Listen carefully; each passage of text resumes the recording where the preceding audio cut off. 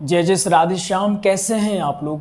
विश्वास है बहुत ही कुशल मंगल होंगे और उतने ही कुशल मंगल ढंग से आप लोगों का दिन भी चल रहा होगा।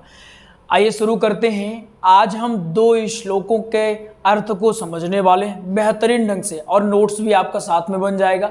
डायग्राम हमने ऑलरेडी बना लिया है, तो ये डायग्राम आप बना भी लेंगे। पहले आप इस श्लोक को देख लें, उसके बाद इसको समझेंगे, उसके बाद आप डायग्राम बना करके एक अपना प्रॉपर नोट्स तैयार करिएगा। यह नोट्स आपका कथा में भी काम आ सकता है और कहीं अगर आप सत्संग करने जा रहे हो तो भी काम आ सकता है। ठीक है ना? श्लोक आपके स्क्रीन पर है, आप देख सकते हैं। एकदा हि विशालायां चत्वार ऋषयो मलाः सत्संगार्थं समायाता ददृशुस्तत्र नारदम्। एकदा हि विशालायां चत्वार ऋषयो मलाः सत्संगार्थं समायाता ददृशुस्तत्र नारदम्। दूसरा श्लोक है, कथं ब्रह्मण दीनमुख कुतश्चिन्तातुरो भवान् त्वरितं गम्यते कुत्र कुतश्चागमनं तव। आपने दो श्लोकों को देखा, अब चलिए इसका अर्थ समझते हैं कि आखिर इसका अर्थ क्या होता है। देखिए, यह जो आप श्लोक देखे हैं यह है आपके नारद भक्ति संवाद से, नारद भक्ति संवाद का है। और नारद भक्ति संवाद के साथ साथ यह श्लोक ऐसा है जो महात्म है, भागवत की महिमा है या महात्म है, उसका प्रथम अध्याय ही आप खोलोगे तो आपको देखने को मिल जाएगा। क्या है? एकदा ही विशालायाम। सूत जी कहते हैं सौनक जी से, यहाँ सूत जी कथा सुनाने वाले हैं, सौनक जी सुनने वाले, अर्थात एक वक्ता हैं और एक श्रोता हैं।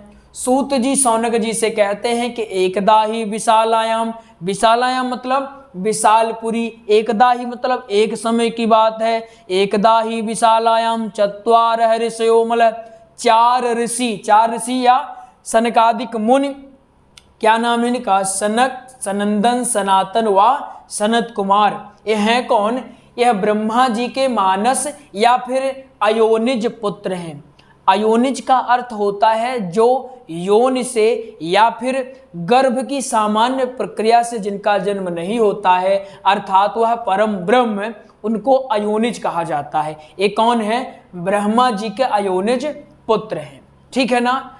अब इनके बारे में अगर आपको थोड़ा सा बताएं, एक्सप्लेन करें, तो ये ऐसा है कि ब्रह्मा जी की उत्पत्ति होती है नारायण जी के नाभि से। जब ब्रह्मा जी आते हैं यहाँ तो देखते हैं यहाँ तो सब प्रलय प्रलय है। उस सृष्टि की रचना के बारे में सोचने लगते हैं, कठोर तप करते हैं। तप के बाद उन्हें नारायण जी के अवतार के रूप में ही एक प्रथम पुत्र, ये भी याद रखिए, ये जो सनकादि हैं ये ब्रह्मा जी के पहले पुत्र हैं और जो नारायण हैं उनके प्रथम अवतार हैं। नारायण के प्रथम अवतार भी सनकादि हैं और ब्रह्मा जी के प्रथम पुत्र भी सनकादि ऋषि हैं। ठीक है? इनकी अवस्था सदैव रहती है 5 वर्ष की। ये आप डायग्राम बना लेंगे। इनकी अवस्था कितनी रहती है? सदैव 5 वर्ष की रहती है। अब यहाँ होता क्या है? आपने पहला श्लोक देखा, एकदा ही विशालायाम, ये वाला आपका हो गया। तो होता क्या है कि एक समय की बात है, विशालपुरी में ये चारों मुनि सत्संग करने के लिए आते हैं। श्री नारद मुनि भी यहाँ भ्रमण कर रहे हैं, आपस में इनकी मुलाकात हो जाती है। भ्रमण यहाँ क्यों कर रहे हैं आपको पता है कैसे? भक्ति महारानी से नारद जी की भेंट होती है और भेंट के बाद भक्ति महारानी कहती हैं, अपना दुख बताती हैं। जब दुख बताती हैं तो नारद जी आकाशवाणी के होने के बाद उद्यम पर निकल जाते हैं और निकलने के बाद विशालपुरी में आते हैं। मुंह लटकाए हुए नारद जी यहाँ पर सनकादि मुनियों से इनकी भेंट होती है। सनकादि मुनि कहते हैं, कथम ब्रह्मण दीनमुख कुतश्चिन्तातुरो भवान्। वो वाला श्लोक जो आपने देखा उसका अर्थ है कि हे ऋषि, हे मुनि, आपका मुख मलिन क्यों है? आपको देखकर ऐसा प्रतीत हो रहा है मानो किसी पुरुष का सारा धन किसी ने एक क्षण में ही लूट लिया हो। यह है दोनों श्लोकों का अर्थ। ठीक है ना, समझ में आ गया कि नहीं। अगर आपको श्लोकों का अर्थ ऐसे सुनना देखना पसंद आएगा तो यह सीरीज कंटिन्यू करेंगे। अगर आपको भागवत कथा, श्री राम कथा, सत्संग का नोट्स प्राप्त करना है तो आप दिए गए नंबर में संपर्क कर सकते हैं। नोट्स पीडीएफ में भी मिल जाएंगे, अर्थात आपको फोन में भी भेज सकते हैं। अगर आप घर पे मंगाना चाहेंगे तो वैसे भी आपको उपलब्ध करवा दिए जाएंगे।